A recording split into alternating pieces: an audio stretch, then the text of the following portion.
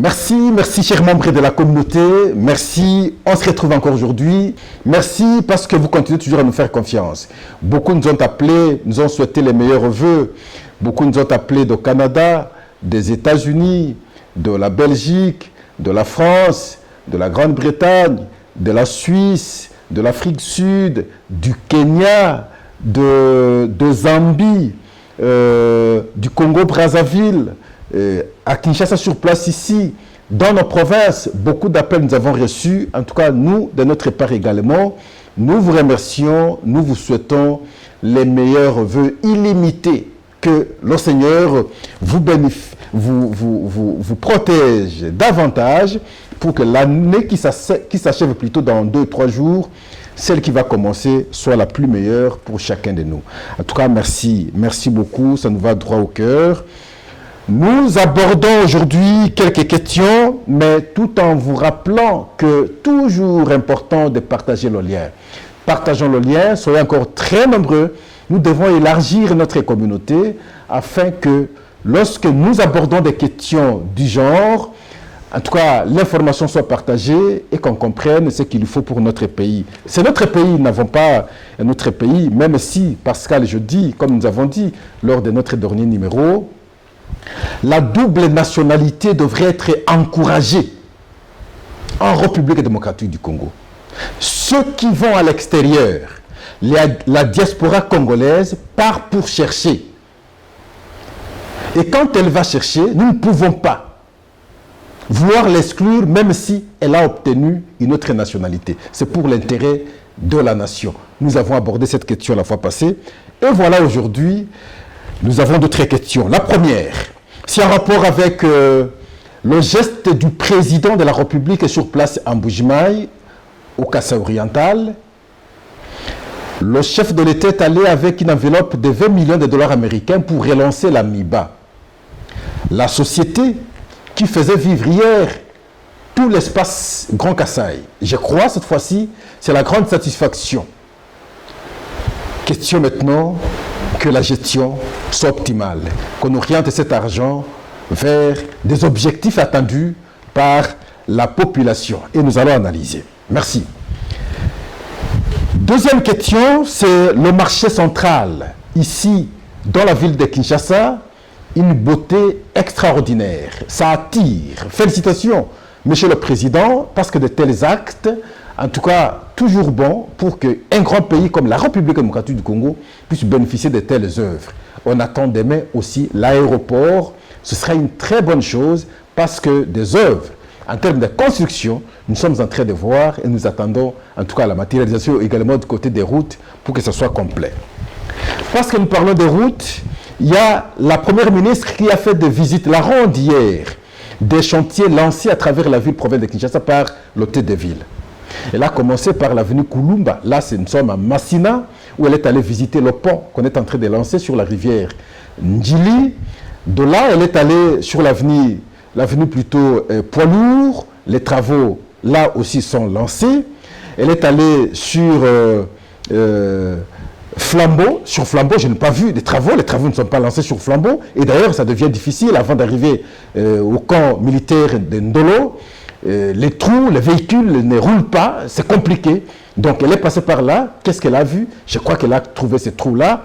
Elle est allée sur Kabambar, là c'est pire, c'est insupportable. Et je suis content qu'elle ait vu, qu'elle voit dans quelles conditions les Congolais vivent. Mais malheureusement, personnellement, je n'ai pas encore vu. Là on a lancé les travaux, mais j'aurais voulu qu'elle aille également sur Kabinda, sur Bokassa, ainsi de suite, pour qu'elle comprenne dans quel état les gens vivent. En tout cas, merci. On va aborder cette question. Mais bien avant, il y a un dossier qui intéresse beaucoup de Congolais aussi. C'est en rapport avec la suspension d'un gouverneur, enfin la suspension d'un bourgmestre par la gouverneure de Lualaba, Fifi Masuka.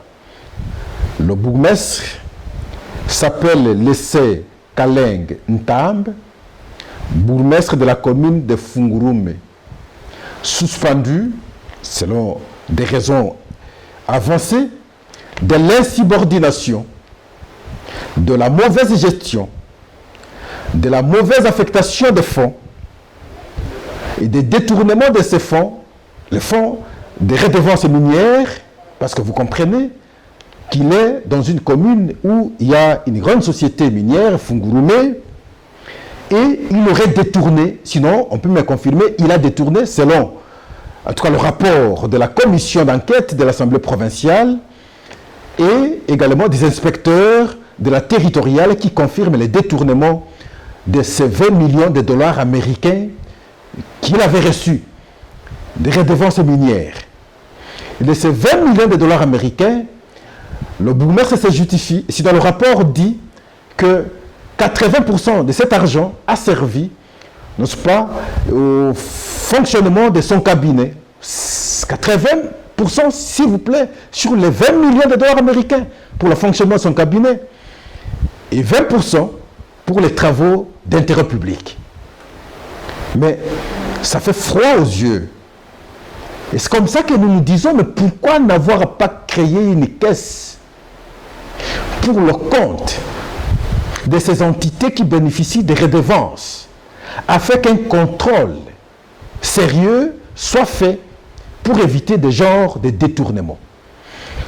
Il y a 35% qui va à la province, 15% aux ETD, 10% à la génération future. Il y a 5%, je ne sais pas, pour... mais de l'argent lapidé parce que c'est les individus qui en bénéficient.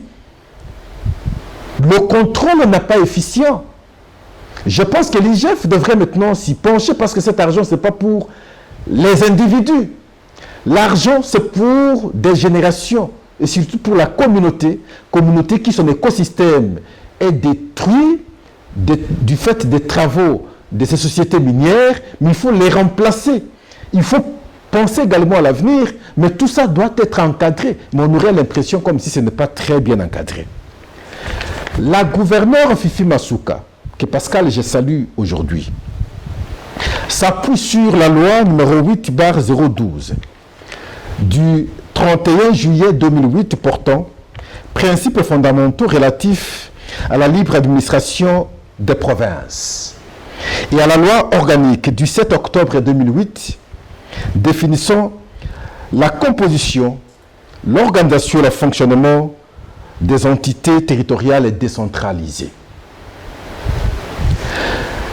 La logique est que, parce que c'est là d'ailleurs l'argument soutenu par le bourgmestre, du fait que les animateurs des entités territoriales décentralisées sont nommés sur ordonnance présidentielle, sur proposition du ministre de l'Intérieur, au regard du principe de l'acte du contraire, selon lui, seul le président peut lui faire partir.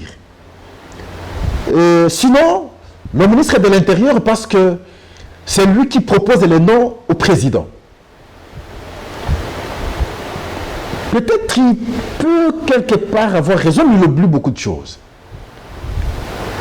Le ministre de l'Intérieur peut déléguer son pouvoir au gouverneur de pouvoir suspendre. Et surtout lorsque il y a des cas flagrants comme celui-ci. Le ministre ne peut pas s'opposer à une quelconque proposition de suspension de la gouverneure. Du fait, surtout, que c'est la gouverneure, sinon le gouverneur, qui vit au quotidien, qui observe les actes posés par ses animateurs. Et lorsqu'il y a des détournements, comme attesté et par l'Assemblée provinciale, et par les inspecteurs de la territoriale, je pense de mon point de vue, le ministre de l'Intérieur ne peut que encourager la gouverneure pour qu'on décourage de tels actes.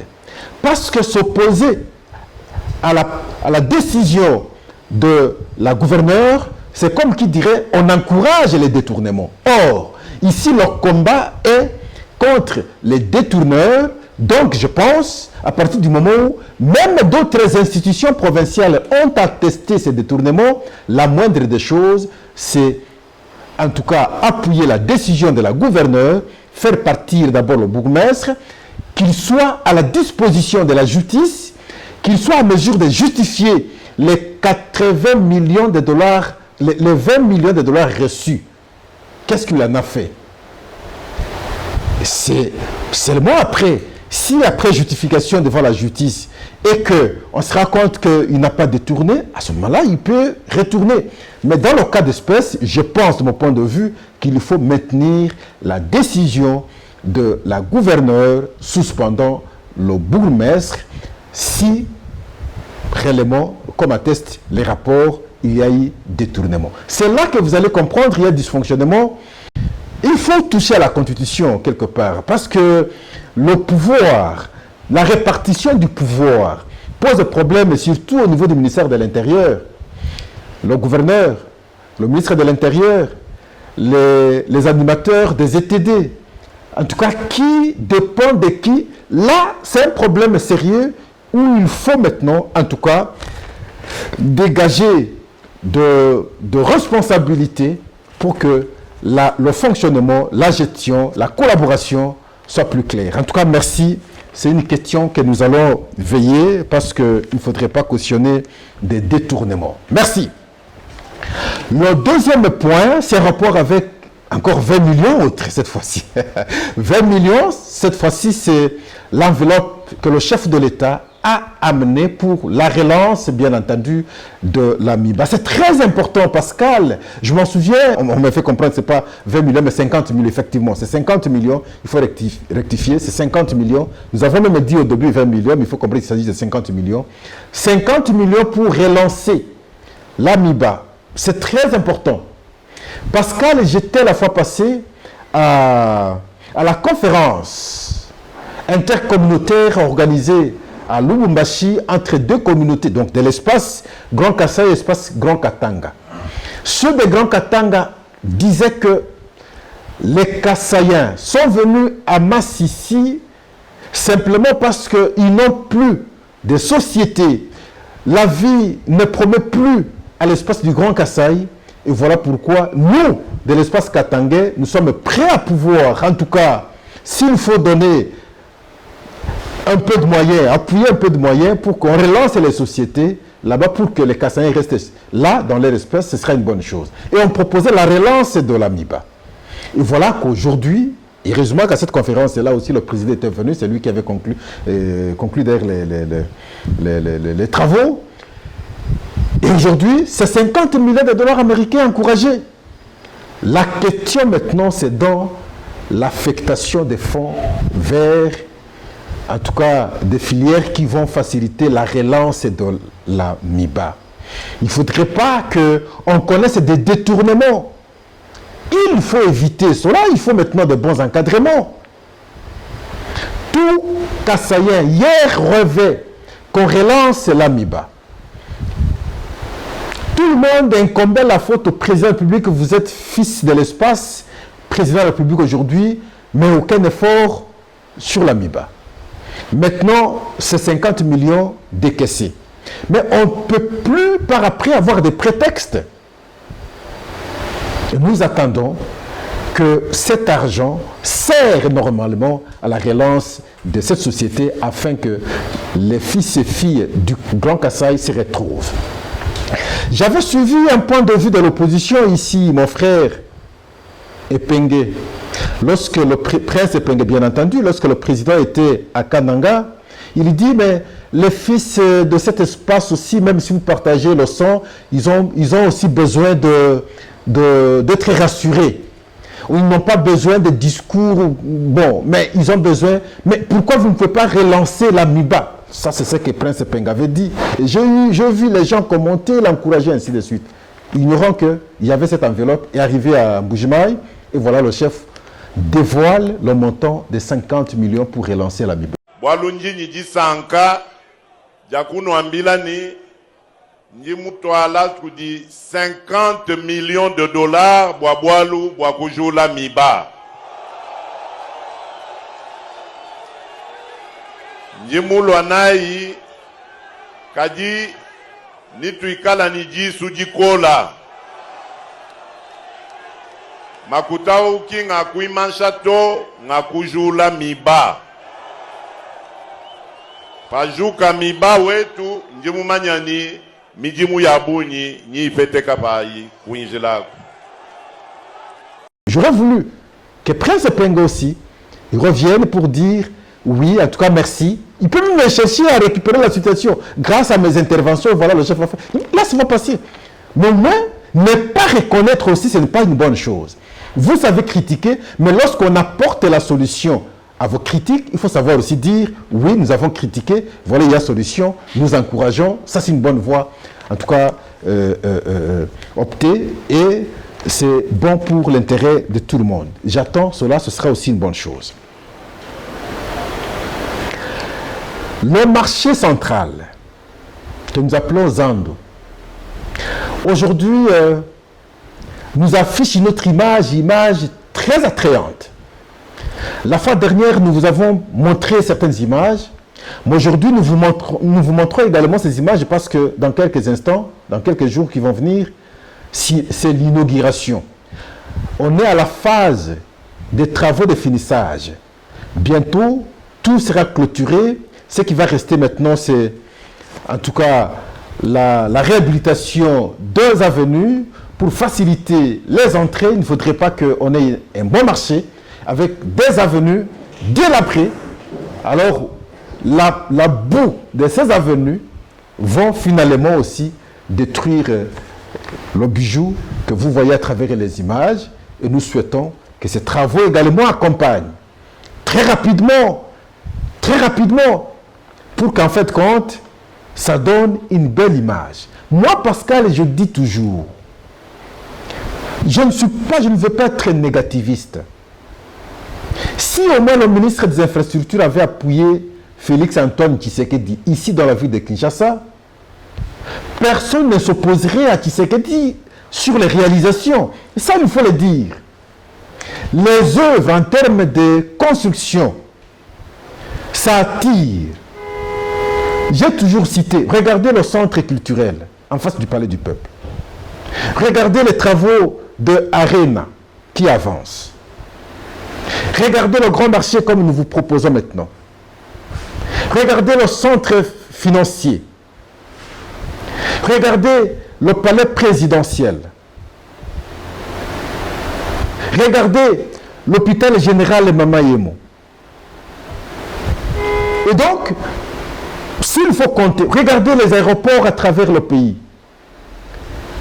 Alors, si à Kinshasa, après qu'on ait construit ça, et qu'on avait réhabilité correctement les artères publiques, entre autres ici, les différents boulevards et les grandes avenues, sincèrement, sur 100%, sur son temps qu'il est au pouvoir, il obtiendrait pratiquement, de mon point de vue au moins, en termes de réalisation, 80 à 92%.